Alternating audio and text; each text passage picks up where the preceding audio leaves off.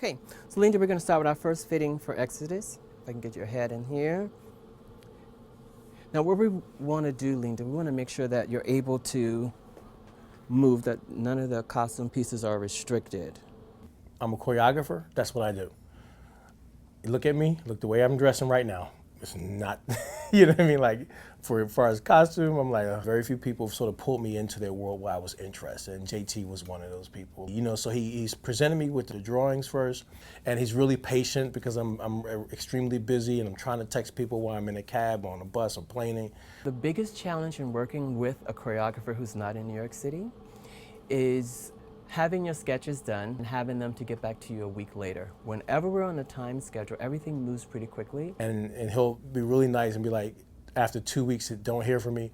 So Renee, I was wondering if you, I was like, oh, my bad, man, I'm sorry. Yeah, I like those. Those are nice. Other than that, because I've worked with Rennie before, I understand his aesthetic and I know what he's looking for. So it's all about the relationship that you have with the costume designer. So I felt like we needed to divert from the spectrum a little bit and bring it down and make it a little bit more earth tone. Well, in our first conversation in putting the piece together, he talked about real people. He wanted the dancers to look like real individuals from the street. So when you see the ballet, you'll see a couple of homeless people, you'll see regular hip-hop people, you'll see young folks, you'll see older folks, and it's all represented in the costumes. He wanted the dancers to go from being a real individual to having the spirit leave the body.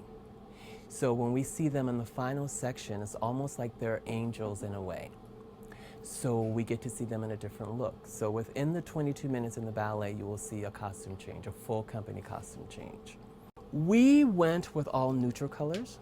So everything is kind of in the beige, the tans, the olive greens, the mustard. So everything is neutral so that we see a big change when we see the final section of the ballet. He also talked about shoes. And we talked about sneakers, which is really important for hip hop dancing. I originally wanted to put everyone in red shoes, but he felt that if we were to see all red shoes on stage, that we would pay attention to the shoes and not so much the dancing. So we went down to maybe 2 or 3 dancers in red shoes. So that process has been really cool. And every time, I say, hey, we don't know about this, let's do that, there's no problem.